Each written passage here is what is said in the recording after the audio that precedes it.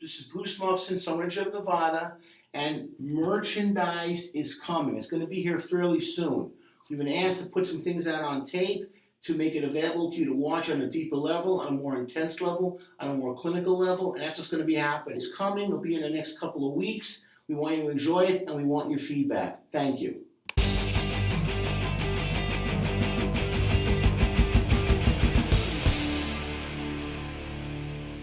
Everyone, hi. Thanks again for watching. This is Bruce Muffson from Sunridge of Nevada, LCSW, and today's topic is going to be sex abuse at private schools. Why am I bringing this topic up? Number one, I'm releasing merchandise, and it's going to have some information about that as well. But I want to talk about this because I want to clarify something. Having worked, a huge amount of my career has been spent with working with sex offenders, and I want to just clarify a couple of key points. Sex abuse at private schools. Obviously, these are the parents that are sending their kids to some of the top schools in the country with the goal of getting into a prestigious university and having a great life. Here's the thing though. Since 1991, this came out from the Boston Globe. If you saw the movie Spotlight last year, talking about the Catholic priests, this is the same investigative arm from the Boston Globe. Now, they put out a report, this came out in May of this year. More than 200 students from at least 67 private schools across New England have accused teachers, administrators, and other staff members of sexually abusing or harassing them, according to the Boston Globe. What are some of the kinds of abuse, including rape, fondling, molestation, and oral sex by trusted adults in positions of authority? You know, people that you're supposed to be looking out for your kids.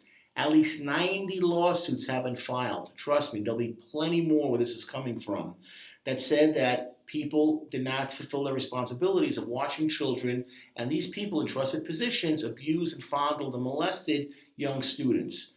Now, a 2004, this is kind of old, but 2004 analysis of the scanned research on sexual abuse at the nation's public schools say that almost 10%, 9.6 of students between kindergarten and 12th grade have experienced some form of sexual misconduct by an educator, ranging from offensive comments to actual rape. But there's no comparable research on private schools. They don't have to release any documentation. So the Globe, the paper, they sent 224 private schools asking them about their experience with sexual misconduct.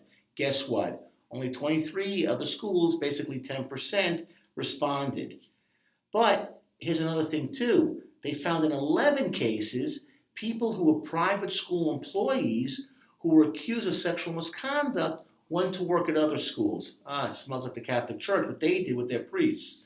Now, people are coming forward. Why? What was one of the cases that was the factor was a 2011 case of Jerry Sandusky, the assistant coach at Penn State, where the school had paid out since so far $92 million in settlement costs, who molested 10 boys over 15 years. Jerry Sandusky, assistant coach at Penn State.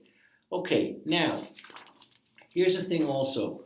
Some of the schools mentioned are some of the nation's finest, and in New England, where a lot of private schools are situated, some of the best in the country. You got your St. George's, you had your Taft School, you had the Phillips Academy, Thayer Academy, Concord Academy, some of the most outstanding schools in the country where you've had children being molested. Now, here's the thing. I haven't had experience with this situation. First of all, I spent a lot of my career working with sex offenders, adolescent sex offenders. I also went to a school in Israel, post-high school, for a year and a half, where dozens of my fellow students were molested by a rabbi in charge of the school. And affected these kids. 30 years later, it affected a lot of these kids, and they're still affected by it. Now, here's the thing. You're a parent, and you send your kid to these schools, and of course, you're probably elite. You're in the 1% of the 1%. But you send them to the school with the goal of this, that my kid is going to the best possible school, to have the best possible shot at the best possible career, the best possible connections that he can make through life. I have done right by my child. And what did they really graduate with? What was their diploma?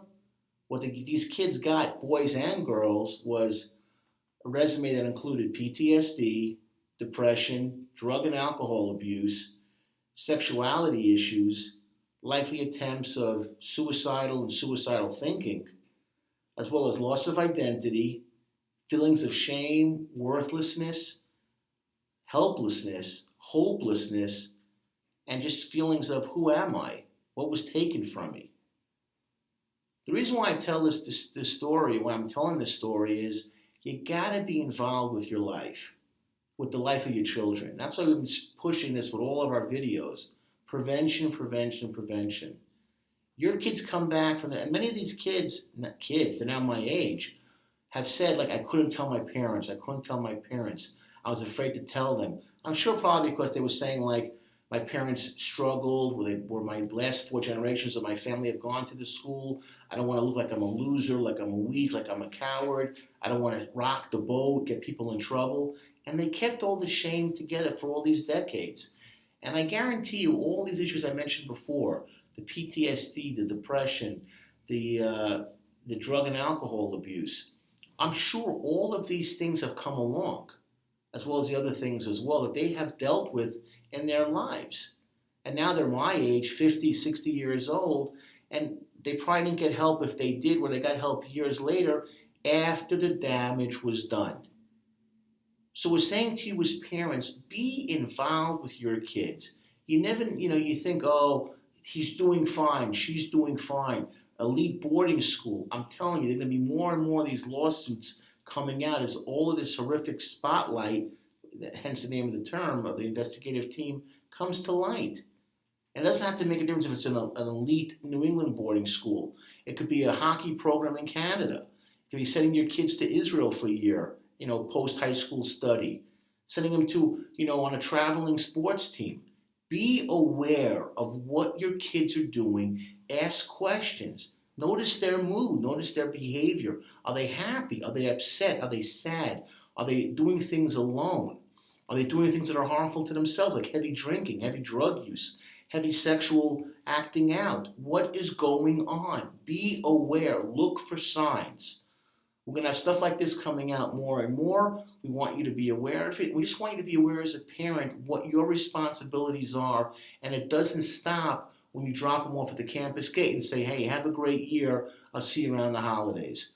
Thank you guys for watching. Appreciate it. More stuff's coming out. Give us comments, please. We like them. We're getting more of them. I love getting them. We respond to everything. Thank you.